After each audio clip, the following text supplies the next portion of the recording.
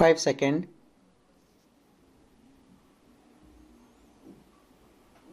Start. The NDA alliance led by Prime Minister Narendra Modi has been elected to a third consecutive term by the Indian people. This is the first time a regaining regime is coming back to power for a third term since 1962. During its second term, the PM Modi led government faced many difficult obstacles, including the COVID 19 pandemic, a slowing global economy, geopolitical instability brought on by war in Europe and West Asia, the resurgence of the Taliban in Afghanistan, an increasingly unstable Pakistan, and hostility from China. The government of India kept the country peaceful in spite of these challenges. It also protected India's frontier, promoted internal economy growth, and increased India's prominence in world affairs. Voters have approved of PM Modi's 10 years in office, which have been marked by modernization, welfare measures, national security, and development. In the democratic world of today, he is the most well-liked and powerful mass leader. The findings demonstrate a resounding preference for PM Modi's consistency, stability, and resolute leadership.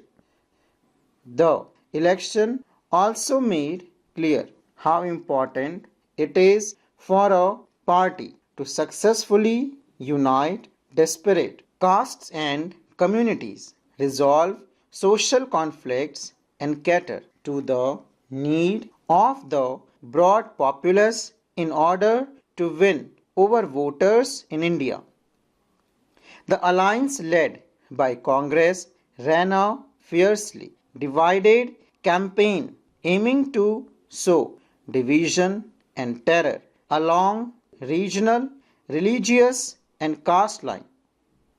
The fundamental strategy was a disinformation campaign claiming that if the BJP came back to power, reservation and the constitution as a whole would be in jeopardy.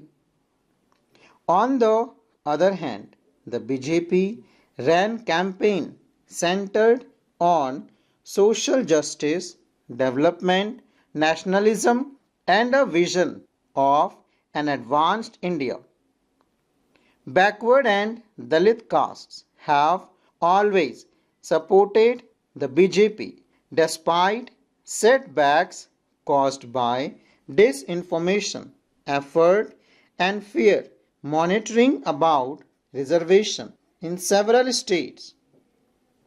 Aspirations for political participation and progress coupled with the allure of a single Hindu identity have mobilized these population into ardent supporter of the BJP led by Prime Minister Modi.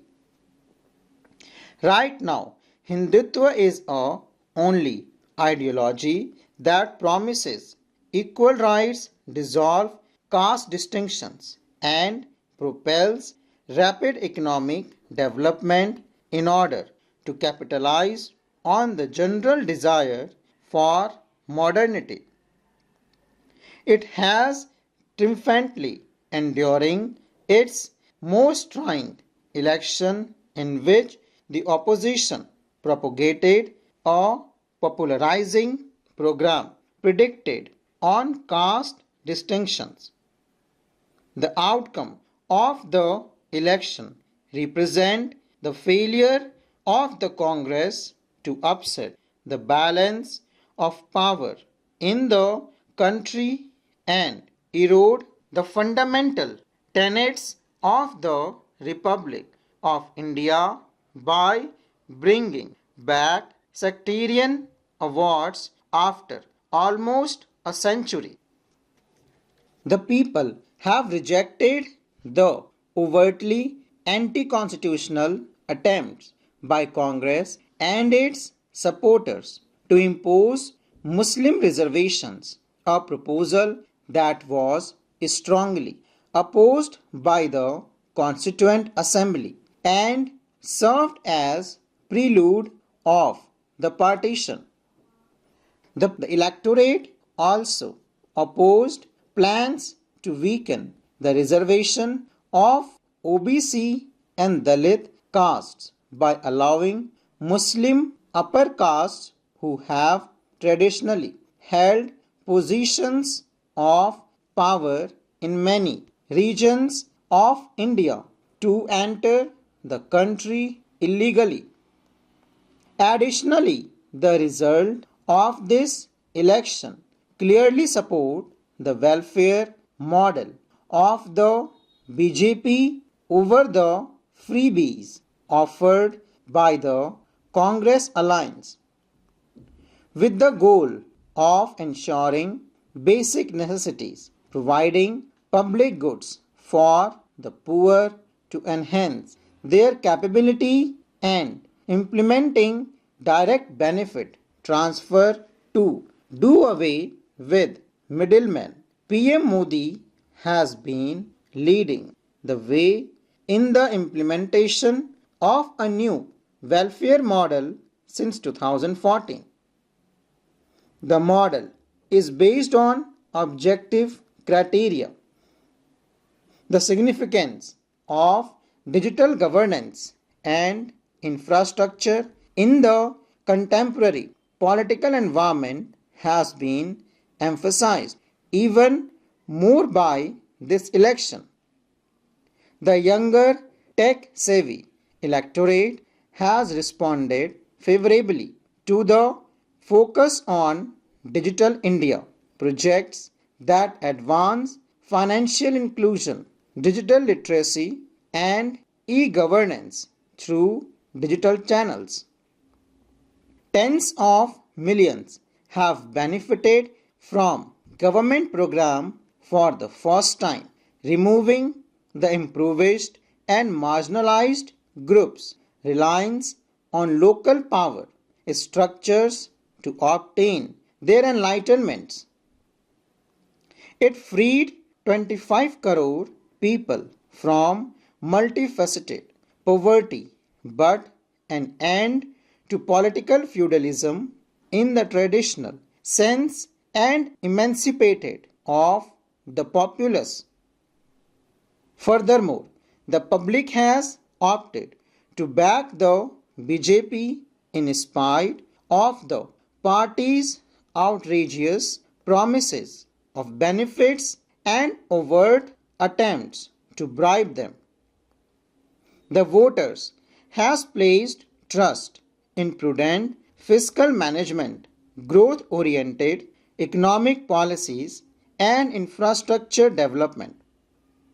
The BJP's notable rise in southern and eastern India, particularly in Bengal and Odisha, is another noteworthy development.